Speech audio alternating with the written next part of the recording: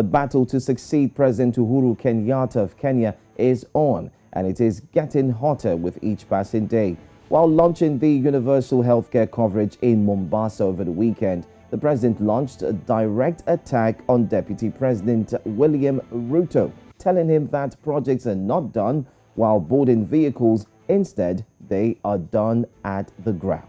Meanwhile, ahead of the August polls, some key political office holders having their numbers resigned their current position to enable them contest at the polls. Our correspondent Abdinoor Aden is live for us in Kenya this morning for more updates. Good morning, Abdinoor. Now, the big one in Kenya over the weekend was the backlash between the Deputy President Ruto and the President himself, Uhuru Kenyatta, over a project and its execution. Tell us the state of things in Kenya.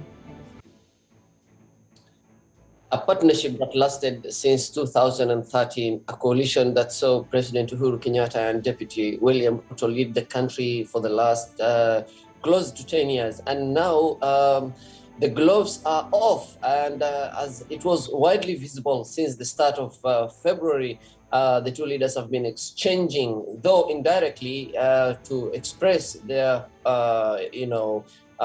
possibly the fallout since the handshake in 2018. Well, Olu, and it means that the 2022 elections are officially on. All right, it's officially on, no doubt. So we're starting to see a lot of gameplay from here and there. This is what makes people say sometimes politics can be exciting, but wait. Let's take a look at that statement released back in January. A statement made which stipulates that the public office holders had till yesterday, which is February 8, to resign their position for them to be eligible to contest in the election. You can see that right there on the screen, that particular statement there. State and public officers who intend to seek offices in the 2022 general election. And this was actually a copy. It's quite confidential, and it is notifying that everyone who wants to take part must actually resign. Tell us more about this, Abdinoor. Joe, there are a lot of vacancies, already 3 ministers have yesterday announced their departure from their seats to contest in different positions in the forthcoming August elections. And we've had 3 members of the cabinet, and today we expect to hear from more as they keep on handing over in relation to the letter issued by the Chief of Staff of the Office of the President.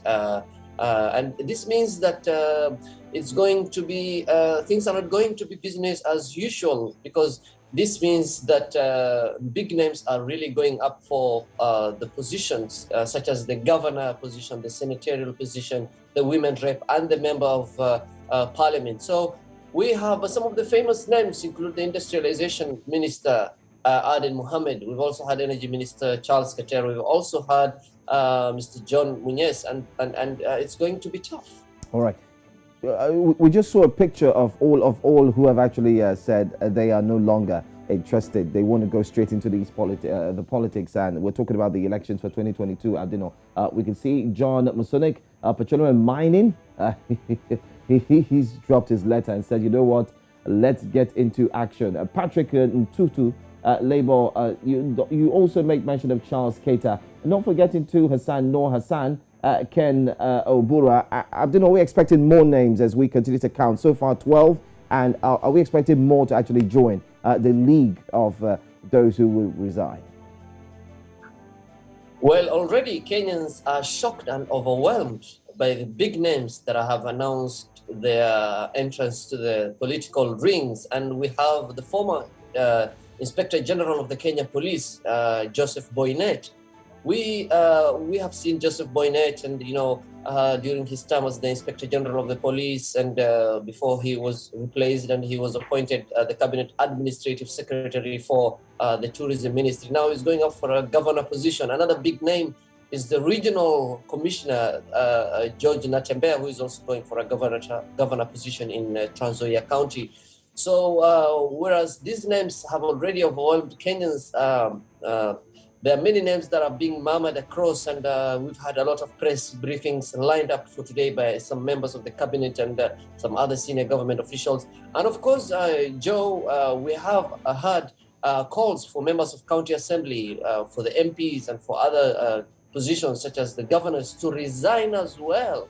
So this vacuum in the coming 6 months ahead of the upcoming August elections is what Kenyans are actually making fun of, saying "iko kazi ke," meaning in Swahili, there is a job vacancy. So whoever is up for a 6-month stint at a cabinet position to include in their CVs, chances are up for grabs. They're up for grab, and they're up for grab for the next 6 months. Abdinoor Aden, I beg your pardon. Now, looking at those positions, now those people, those ministers are now termed former minister because they have resigned from their positions. We also understand that there are some designated offices that are exempted. That means those people in those offices can actually contest for the election while still being in the position. We have the position of the president, the deputy president, the senator, the MP, and the MCAs. Now, the big question you have thrown at us, and we're throwing back at you, is what happens to those positions that are vacant now? Are we saying that those positions are going to run empty for the next 6 months? What is the cost implication in the economy of Kenya? Well, of course, the debates has been going on, social media, TV analysis. We've had newspaper opinion analysis regarding the situation and the fate of those vacancies. Of course, in Kenya, we've had many records. Some of them are yet to be included or captured in the Guinness Book of World Records, because we've had a vice president who served for nearly 3 months. Some are saying 2 months. So.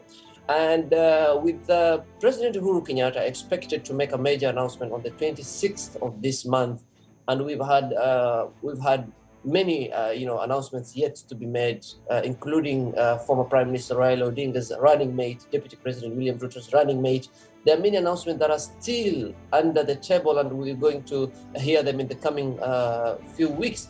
So the issue is, who is going to be given to serve in this short stints at those positions, and will it be used as a political bait to get their support in the different coalitions? We have the Azimio, which includes led by the Prime Minister Raila Odinga. We also have the Kenya Kwanza Alliance, which brings together Deputy President William Ruto, former Vice President Musalia Mudavadi, and other senior leaders. Yeah.